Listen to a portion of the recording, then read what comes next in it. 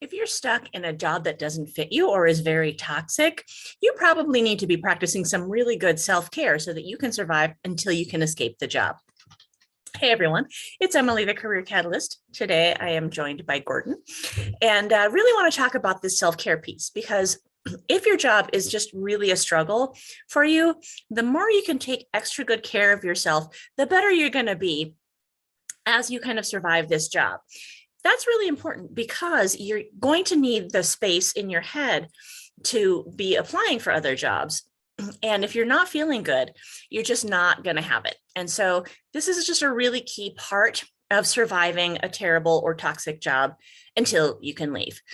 So some of this self-care stuff is what you know already, right?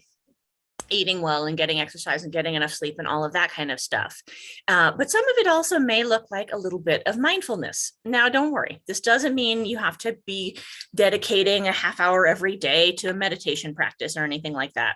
There are, however, some free apps for meditation if you want them. I have something called Oak on my phone. There are other options out there. So, check it out and you can do a very short meditation practice and still get the benefits of going through it. Or you can do some basic mindfulness exercises, things like listing things that you can see in front of you or feeling your body in your chair and your feet on the floor. These are actually really good ways to kind of reorient yourself to the moment and can be really good, especially if you're dealing with kind of an acute stressor, perhaps a really toxic individual in the office. While that person's talking, you'll still be kind of smiling and nodding. And you might be thinking, I can feel the floor under my feet. I can feel the chair behind my back. Really good way to kind of create enough distance between you and the stressor that you're less likely to be super reactive to it. Now, the other stuff is also important, so I don't want to minimize that. But I also think it's sometimes important to, first of all, to give yourself permission to fail and to start kind of small. The other thing I think is important is that there are going to be days, you just have really crummy days, and you're going to want a bigger treat or something that feels really luxurious. And so it's fine if you have a single terrible day to decide you're going to eat a box of mac and cheese and drink 3 glasses of wine. And watch a dumb TV show, take a bubble bath, whatever it is. The problem is you don't want to get into this as a pattern because the thing that feels luxurious once can begin to trap you into a place where you're just doing that all the time and you don't feel good. And if you start to feel just not healthy, then you're going to notice it has an impact on your mental health and your emotional health. And so among other things, you're going to have less energy to be looking for the next thing. But also you run the risk of getting sick from it. You run the risk of starting to snap at your friends and family more. You may even find that you start really kind of snapping at your boss. Not a great plan, especially if you're trying to get out of the role in a pretty healthy spot.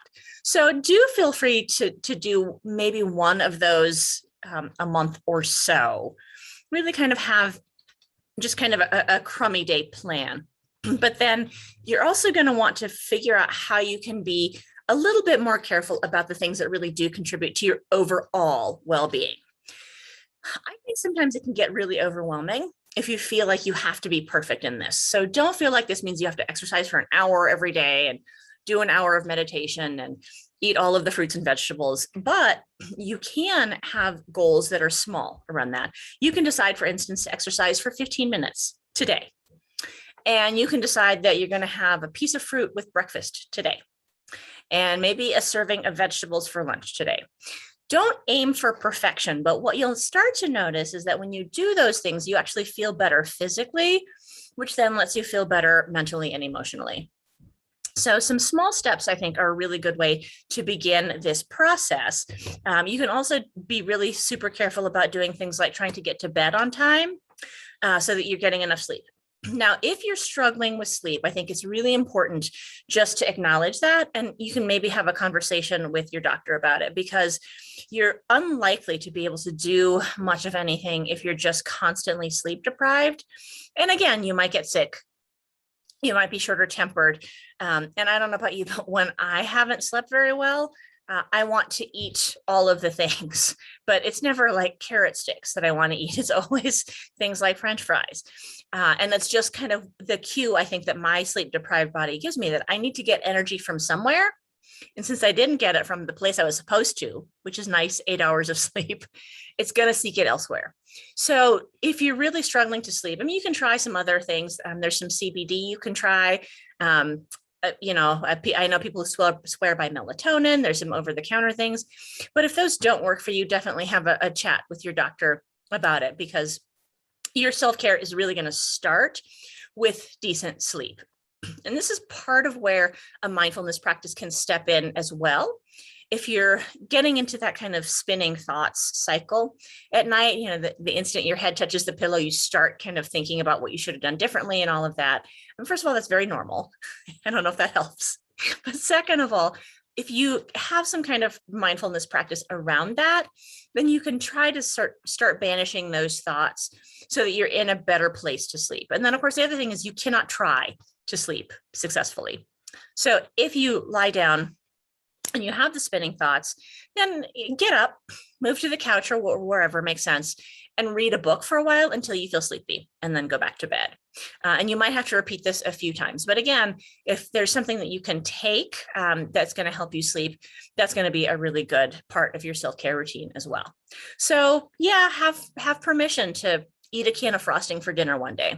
Have permission to think, I don't want to exercise today. Just make sure that that is the exception and not the rule. And that more often than not, you're doing the things that actually really make you feel good physically. You're getting some kind of fresh air and exercise. You're getting some kind of fruit and vegetable. You're making some attempts to sleep so that you can begin getting into those healthier patterns, which will then allow you some much better stuff when you're in the place to apply for the new job, so that you can really step into it with grace and readiness to do the work. I hope this is helpful to you. You all have a fabulous rest of your week, and I will see you here next week.